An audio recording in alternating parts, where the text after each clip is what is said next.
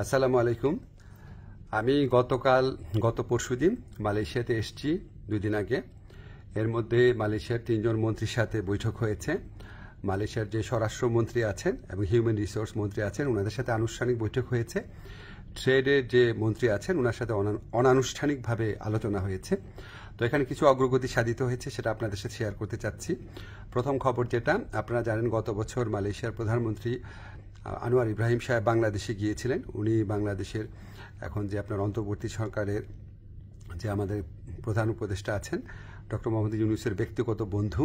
তো উনি তখন প্রতিশ্রুতি দিয়েছিলেন যে গত বছর যেই বাংলাদেশি শ্রমিকরা মালয়েশিয়াতে আসতে পারে নাই শেষ মুহূর্তে, তাদেরকে উনি মালয়েশিয়াতে আসার সুযোগ করে দিবেন। এটা নাম্বার ছিল 17,000-এর মতো। তো এটার ভিত্তিতে আমরা অনেক আলোচনা করেছি। তো তারা বলেছে তারা ব্যাচ ওয়াইজ নিবে।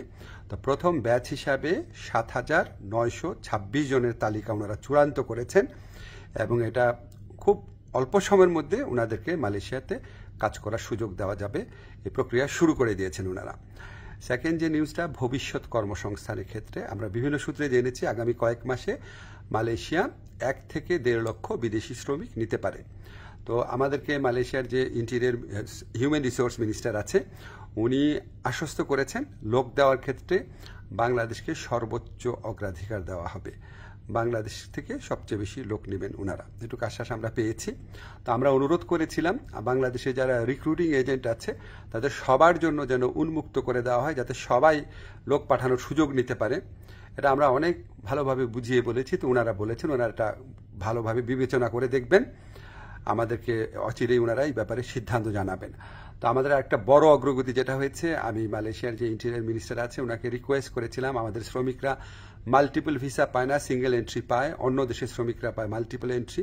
তো এটা নিয়ে বেশ কিছুক্ষণ কথা হয়েছে। উনি আমাদেরকে শুধু প্রতিশ্রুতি দেন নাই, ওনার সাথে যারা কর্মকর্তারা ছিল তাদেরকে এই ব্যাপারে দ্রুত পদক্ষেপ নেওয়ার জন্য নির্দেশ দিয়েছেন।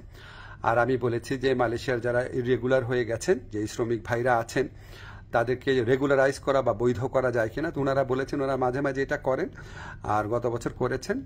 আর ওনারা বলেছেন যে যাদের পাসপোর্ট এক্সপায়ার্ড হয়ে যায়, ভিসা এক্সপায়ার্ড হয়ে যায়, তাদের ক্ষেত্রে এটা হয়তো করা সম্ভব হবে না। তখন আমি বলেছি দেখেন অনেক সময় আছে যে মালিকের গাফলতির কারণে বা মালিকের ত্রুটির কারণে এটা হয়, তো সেগুলি আলাদাভাবে বিবেচনা করা যায় কিনা। ওনারা প্রতিশ্রুতি দিয়েছেন, ওনারা এটা বিবেচনা করে দেখবেন।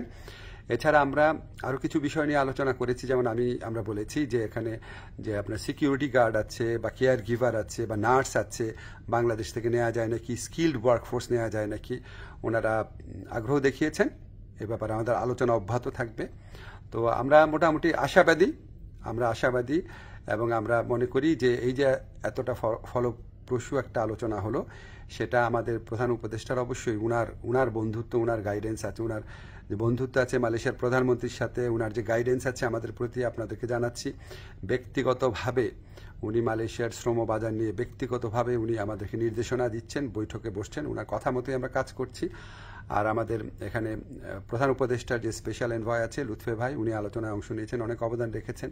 আমাদের প্রবাসী কল্যাণ মন্ত্রণালয়ে যারা আছেন তারা গত কয়েক মাস ধরে চেষ্টা করে যাচ্ছেন বিষয়গুলো এগিয়ে নেওয়ার জন্য। আপনাদের দোয়া ছিল, এই জন্য এতটুকু অগ্রগতি হয়েছে। আপনারা দোয়া করবেন আমরা যেন মালয়েশিয়া যারা শ্রমিক ভাই আছে বা যারা আসতে চান তাদের জন্য সত্যিকারের কল্যাণকর কিছু করতে পারি। ধন্যবাদ আপনাদের সবাইকে।